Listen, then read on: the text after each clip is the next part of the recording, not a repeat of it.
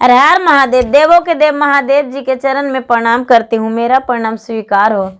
माता गौरा पार्वती के चरण में प्रणाम करती हूँ, मेरा प्रणाम स्वीकार हो। गणपति ललनवा के चरण में प्रणाम करती हूँ, मेरा प्रणाम स्वीकार हो। सब गुरु भाई बहनों के चरण में प्रणाम करती हूँ, मेरा प्रणाम स्वीकार हो। माता पिता के चरण में प्रणाम करती हूँ, मेरा प्रणाम स्वीकार हो। गुरु भाई बहन, मैं एक कथा सुनाने जा रही हूँ। इस कथा को पूरा सुनिए और रहस्य जानिए। आधी नहीं, आधी सुनने में शिव गुरु का अपमान होती है, पूरा सुनने में ज्ञान होती है। इसलिए कथा को पूरा सुनिए और रहस्य जानिए। हर हर महादेव, घर घर महादेव। गुरु भाई बहन, बहुत पुराने जमाने का बात है। एक राजा थे और रानी, एक रानी भी थी। उनका एक बेटे थे। तो एक बेटे थे तो वो बेटा बड़ा हो चुके थे राजा साहब के। राजा साहब प्रतिदिन जंगल में शिकार करने जाते थे। किसी दिन शिकार मिलता था, किसी दिन शिकार नहीं मिलता था। एक दिन उनके पुत्र बोले, पिताजी शिकार करने हम भी जाएं? आप जाते हैं शिकार करने को लिए, हम भी जाते हैं जंगल की ओर शिकार करने को लिए। उसके पिता बोले, हाँ पुत्र जाओ, क्या दिक्कत है, जाओ। वो राजा को जो लड़का था राजकुमार, वो घोड़ा कस लिया और शिकार करने को लिए चल दिया। शिकार करने को लिए चल दिया तो चलते चलते चलते चलते जंगल पहुंच गया। जब जंगल पहुंच गया तो शिकार जैसा ही जंगल गया, जैसा ही उसको एक हिरन मिल गया।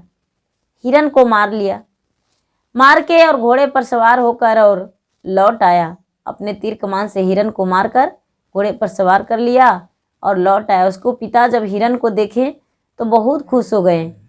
बोले, लो, हम तो कभी महीना में भी एक दिन लाते हैं हिरन मार के, लेकिन तू तो आज ही गया और आज ही हिरन मार के ले आया।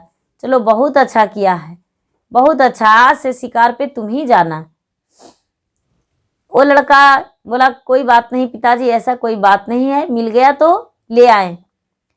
वो बनाए खाए राजा। जब सुबह हुआ तो फिर बोले कि जाओ तुम ही शिकार पे जाओ। तो ये राजकुमार जो था वो शिकार पे चला गया, लेकिन जंगल में बहुत दूर तक गया, उसे एक भी शिकार नहीं मिला। राजकुमार लौटकर मूर्छित होकर घर पे बैठ गया। उसके पिता बोले, पुत्र मूर्छित क्यों हो, उदास क्यों?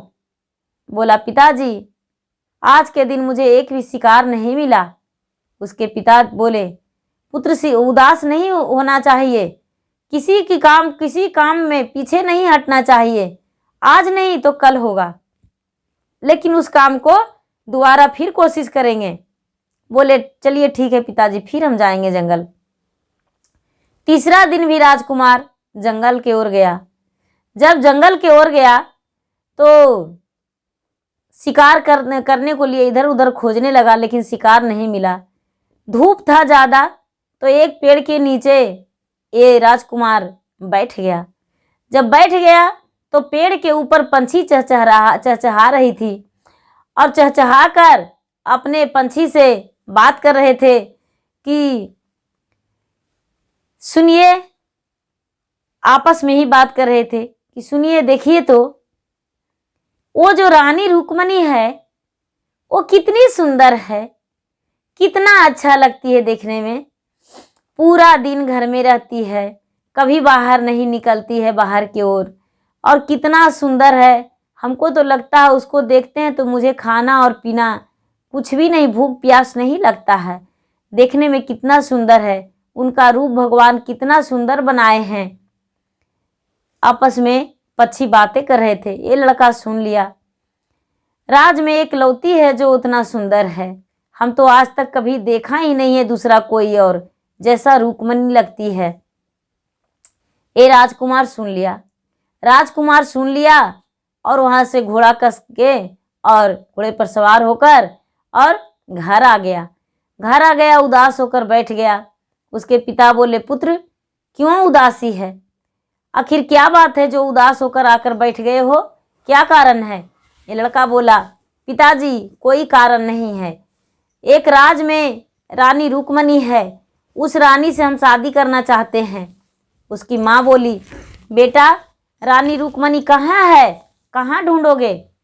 ये लड़का बोला, माँ हम नहीं जानते हैं कहाँ है रानी रुक्मणी, लेकिन हम उससे शादी करेंगे, हम उसको ढूंढ कर लाएंगे, खोजेंगे और उसके तलाश में हम निकलेंगे। ये माँ बोली, ठीक है बेटा, जैसा मर्जी, तुम्हारा खुशी में हमारा खुशी है, जाओ रानी रुक्मणी को खोज ढूंढ कर लाना और शादी करके लाना। जब सुबह हुआ तो अपने माँ से बोला, माँ हम जा रहे हैं रानी रुक्मणी के तलाश में, तू मुझे खाना बना कर दे दो रास्ते में खाने को लिए। बोला ठीक है। माँ को जितना समझ में आया वो बेचारी पुआ पकवान, रोटी, पूड़ी, कचौड़ी जो भी बनाना था वो बनाकर और दे दी।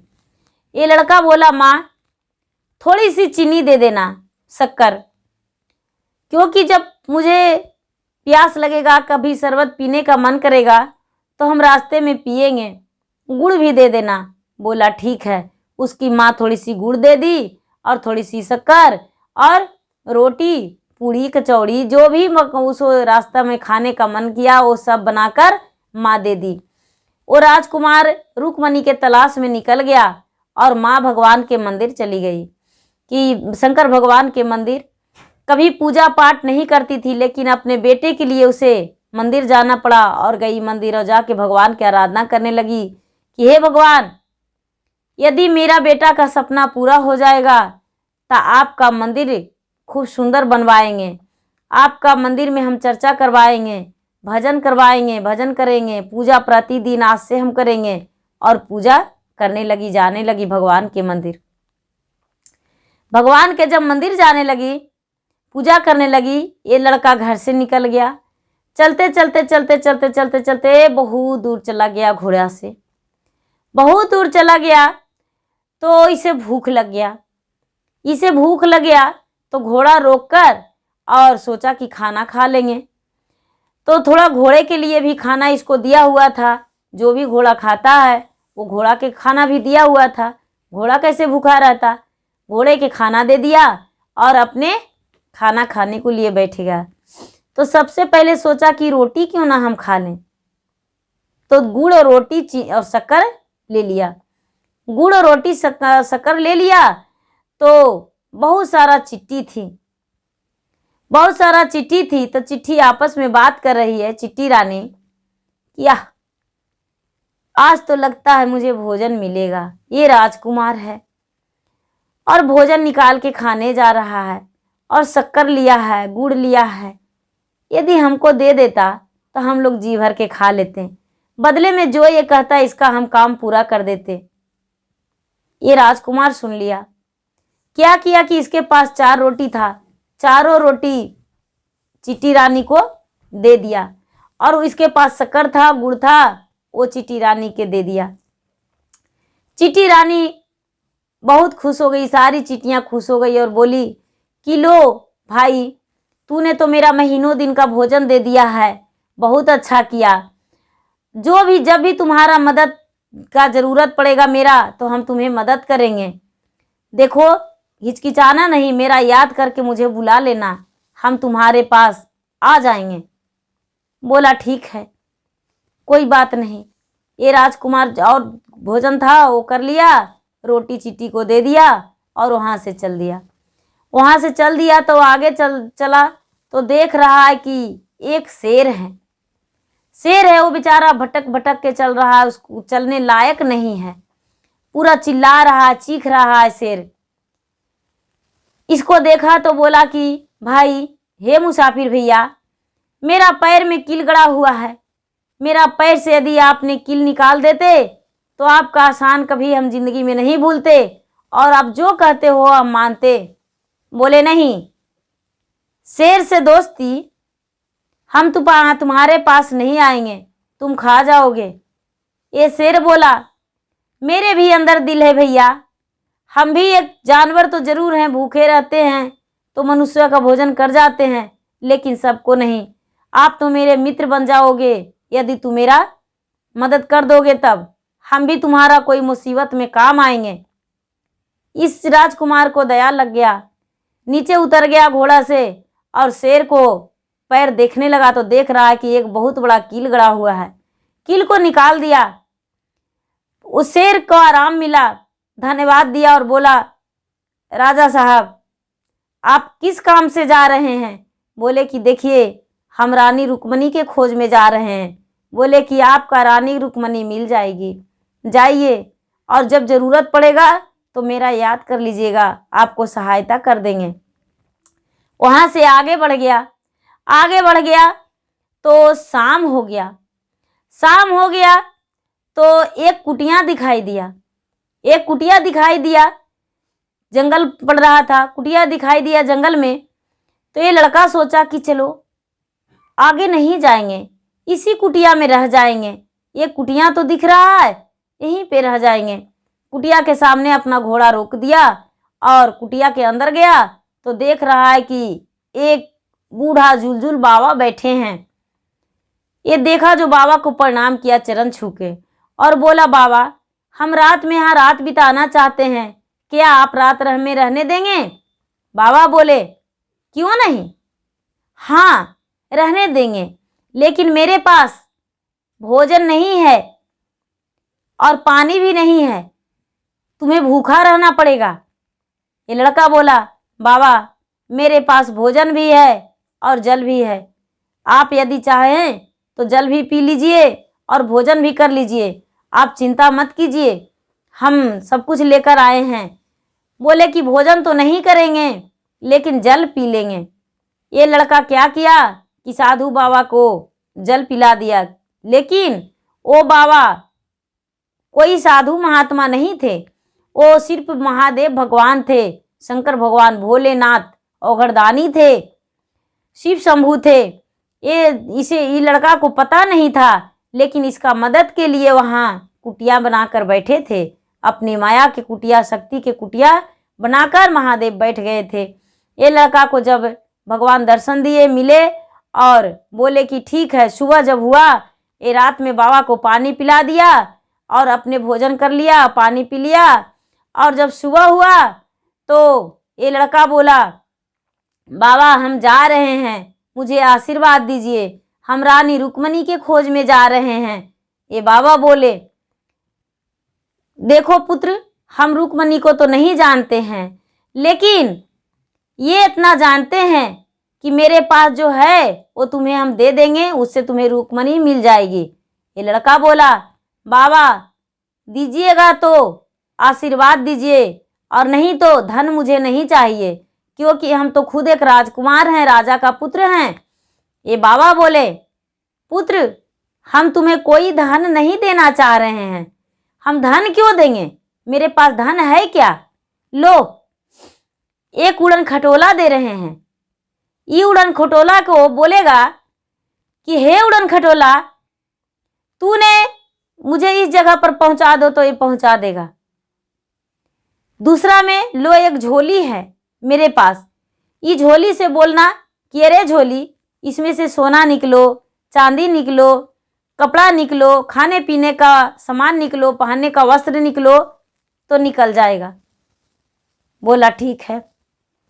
तीसरा में एक कटार दिए, एक कटार दिए और बोले कि लो ये कटार है, इस कटार से किसी भी पेड़ पे मारेगा तो पेड़ कट जाएगा एक छेव में, दूसरा छेव नहीं मारना पड़ेगा। ये लड़का सोचा, अरे तीनों तो बहुत काम का चीज है, क्यों ना हम इसको रख ले। ये लड़का रख लिया और बाबा को चरण छुआ और वहां से चल दिया। वहां से चल दिया तो उड़न खटोला इसे अपना पास रख लिया। जाकर वहां चलते चलते रुक्मणी के राज में पहुंच गया। रुक्मणी के राज में पहुंच गया और अपना घोड़ा एक बगीचा में बांध दिया और उड़न खटोला पर सवार होकर और बोला कि अरे उड़न खटोला, ले चलो हमको रुक्मणी के घर के पास। रुक्मणी के घर के पास उड़न खटोला लेकर चला गया। इधर उधर देखा, शाम का समय में रुक्मणी निकली अपना छत पे और टहल रही थी। राजा का नजर पड़ गया।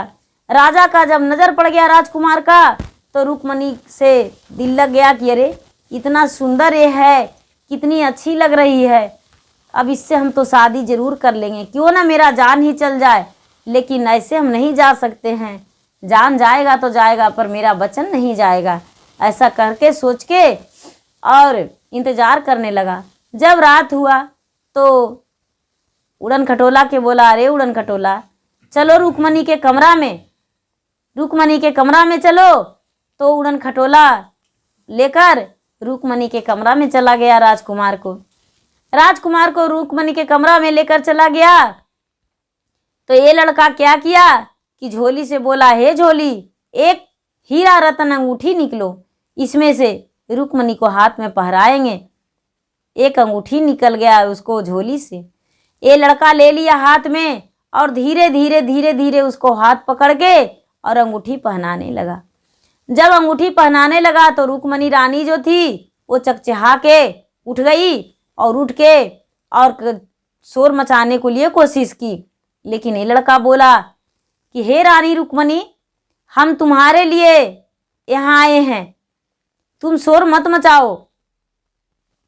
ये रानी कहती है, अरे किया में है हुए कुमार, चोरवा चंडलवाओ, अरे किया को करो बेलाई हो, के करा से पूछल कुमार, के करा से कहल जी, अरे कौने करन में धैला हाथ जी। ये राजकुमार कहने लगा, नहीं ओ में ही रानी, चोरवा चंडलवा हो, अरे नहीं को करो बिलाई जी। राजा के बेटवाए रानी, हे राजकुमार जी, अरे करे ले तोहर से विवाजी, जे दिन से जान ले रानी, तोहरो में नहीं आजी, अरे नहीं लागे भूख रे पियास जी, दिन मासे रति आए रानी, नहीं मोरा सूझले जी, अरे आइयो में गईली तोहरे पास जी। ये लड़की कहती है कि तो ठीक है, मेरे लिए आप बेचैन हैं तो जाइए मेरे पिताजी से आप हाथ मांगिए। मेरे पिताजी को पास 3 शर्तें हैं, वो शर्तें आप यदि पूरा कर देंगे तो आपको शादी मुझसे हो जाएगा।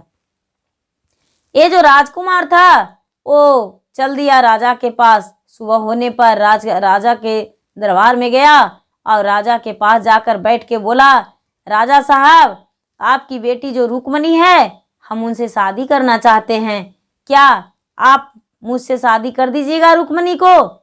बोले कि हाँ कर देंगे, लेकिन रुक्मणी से शादी करने के लिए हम 3 शर्तें रखे हैं, वो तीनों शर्त आपको पूरा करना होगा। बोले कि मुझे मंजूर है, जो भी शर्त है वो शर्त हम पूरा कर लेंगे। बोले कि शर्त नहीं पूरा हो जाने पर आपकी फांसी की सजा दी जाएगा। बोला कि ठीक है, हम शर्त पूरा करेंगे।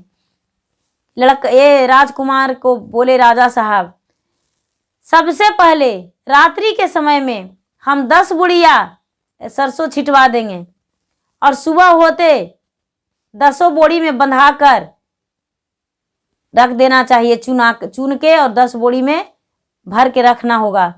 एक राय घटना नहीं चाहिए। ये लड़का बोला मंजूर है। दूसरा शर्त बोलिए। दूसरा शर्त में सबसे पहले एक छेव में एक चंदन का पेड़ को काटना होगा और वही चंदन का पेड़ से रानी को, मेरा रानी रुक्मणी का बेटी का डोली बनेगा और वही डोली पर चढ़ के हमको रुक्मणी जाएगी। बोले ठीक है, ये भी शर्त मुझे मंजूर है। बोले तीसरा शर्त बताइए राजा साहब। तीसरा शर्त में राजा बोला कि यहाँ एक पहाड़ी का गुफा में बहुत बड़ा 2 राक्षस रहता है, दोनों राक्षस को मारना होगा। यदि तू राक्षस को मार दोगे तब तुम्हारा शादी हम रानी रुक्मणी से कर देंगे, और नहीं तो राक्षस तुम्हें खा जाएगा। बोले ठीक है। बोला लड़का कि देखिए राजा साहब, आज ही बुनवा दीजिए सरसों, हम आज ही चुन लेंगे। बोले ठीक है। ये जो राजा साहब थे वो 10 बोरियां सरसों मैदान में छिटवा दिए, और ये लड़का जो था राजकुमार वो कहने लगा, चिटिया जे सुनहु मोरा, सुनु मोरा बतिया जी, अरे हम कैले तो याद जी, मुश्किल समय आए चिटिया, आजू मोरा ले जी, अरे होई जाऊ तू सहाय जी। ये चिट्टी जो रानी थी वो तो भगवान का सब जांचना था। बहुत सारा चिट्टी, इतना चिट्टी आया, करोड़ों करोड़ चिट्टी आ गया, और कह रही है रानी, चिट्टी रानी कि बोलो राजकुमार क्या बात है, तूने याद किया हम आए तुम्हारे पास। ये राजकुमार नीचे देख रहा है कि बाप रे, इतना तो धरती पर खाली चींटिए का ढेर लग गया। बोला कि देखिए इस मैदान में 10 बोरियां सरसों चुना हुआ है, बिगा हुआ है, छिटा हुआ है, पूरा 10 बोरियां सरसों को जमा करना है और बोरी में इकट्ठा करना है। चिट्टी बोली हाँ हाँ हम कर देंगे। सारी चिट्टी मिलकर बोरिया में जमा कर दी, चिट्टी सरसों को बोरिया में जमा कर दी, और बोरी में जमा करके और राजकुमार से बोला, चीनी आखी लाए कुमार, रोटिया खिया वाला जी, अरे दे गुड़वा मीठा सजी, बदले में कैलिए कुमार, तोहरो ना कमामा जी, रैया चुनिए बोड़ी भरावली जी, करियो में लिया कुमार, रुक्मणी से विवाह जी, सारता जीतिए तू जइया जी, जीतिया में सारता कुमार, दिया मोरा रोटिया जी, जब तू लौटवा घर पान जी। ये चिट्टी रानी कह रही है कि भाई जब शर्त जीत जाओगे, शादी करके लौटोगे तो मुझे फिर रोटी और गुड़ मुझे देना। ठीक है। दूसरा शर्त में ये चला गया, जो पेड़ काटने को लिए राजा बोले थे वो एक ही छेव में जाके मार गिरा दिया, कट गया। तीसरा शर्त, ये घोड़ा से चला गया उस गुफा के पास और याद किया कि हे शेर महाराज तू कहाँ है, आज तुम्हारा जरूरत है मुझे, आ जाओ। शेर महाराज उछलता कूदता उसके पास चला गया और जाकर बोला, बोलो क्या बात है, क्या कहना चाहते हो? ये शेर को बात सुनकर शेर जब बोला, राजकुमार को बात सुनकर शेर बोला, तब ये राजकुमार बोला कि देख, इस गुफा में 2 राक्षस है, उसे मारना है। ये सुनकर शेर बहुत खुश हो गया और उछलने कूदने लगा और बोला कि आज तूने तो मुझे बहुत बड़ा भोजन दे दिया है। गुफा में जाकर दोनों राक्षस को पूरा पेट चीर के और चिवा चिवा के आधमरू करके आधा भोजन कर गया और आधा छोड़ दिया और बोला कि हमने तो मार दिया। ये जो राजकुमार था वो राज दरबार में आ गया सुबह होते होते और आके सिंहासन राजा के पास आके और बीरा उठा के चबा गया और बोला, राजा साहब, आपका शर्त हमें मंजूर था और शर्त पूरा किए, आज हम पान का बीरा उठाकर खा गए। राजकुमार से बोले राजा साहब कि क्या आपने सरसों चुनवा दिए? तो हाँ। राजा साहब जब सरसों देखे तो देख रहे हैं कि पूरा इकट्ठा करके बोरिया में बंधा हुआ है सरसों। दूसरा शर्त, जब चंदन का पेड़ तो देख रहे हैं कि सचमुच में एक ही छेव में गिराया हुआ है। तीसरा शर्त, बोले कि चलिए गुफा के पास।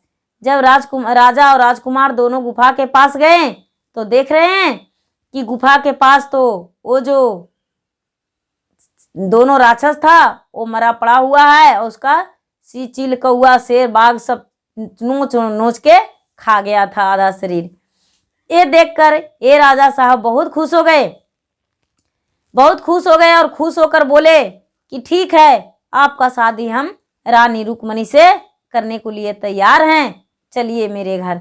लौट कर लाए और लाकर और उसका अपना महल में स्वागत किए उनको, और स्वागत करके और सबसे पूरा राज में ढिंढोरा पिटवा दिए कि हम अपना रुक्मणी को शादी एक राजकुमार से करने जा रहे हैं।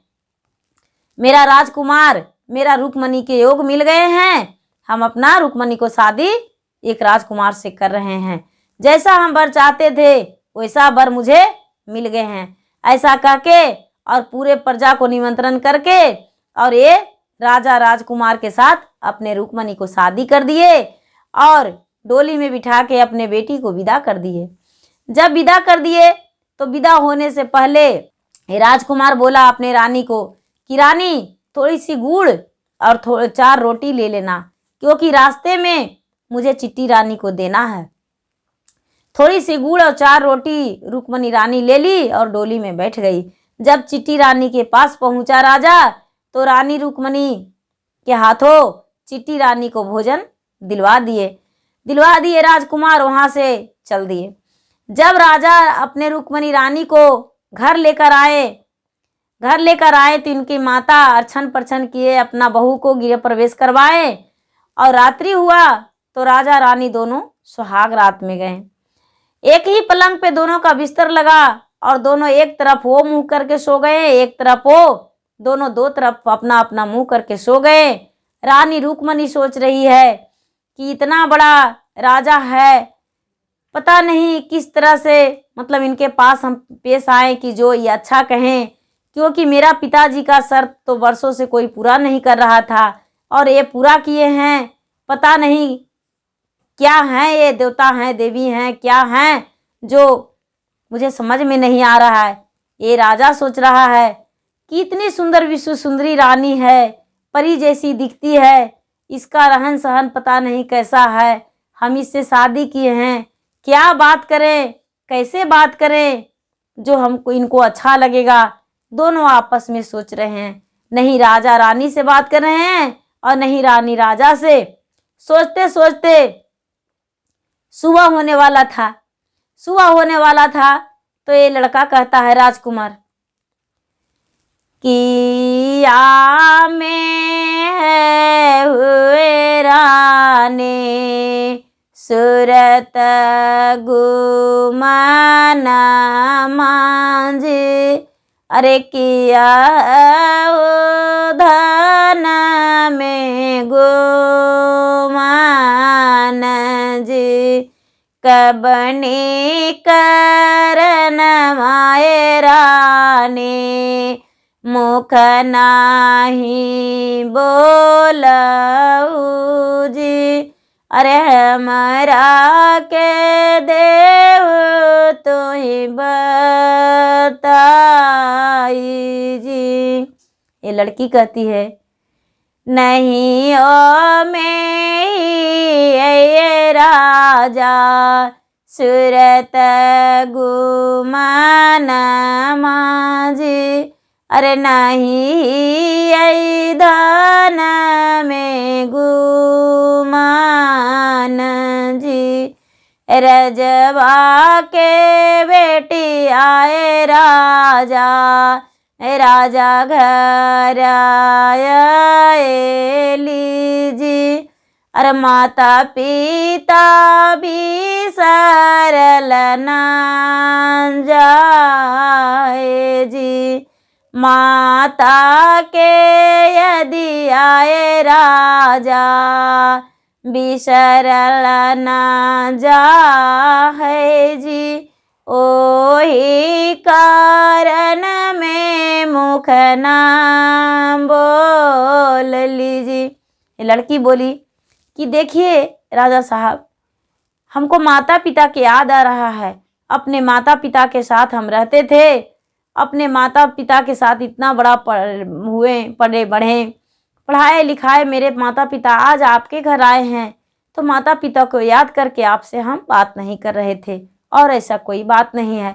ऐसा करके और दोनों आपस में बात करने लगे, बोलने लगे और अपना खुशी से पूरे परिवार रहने लगे।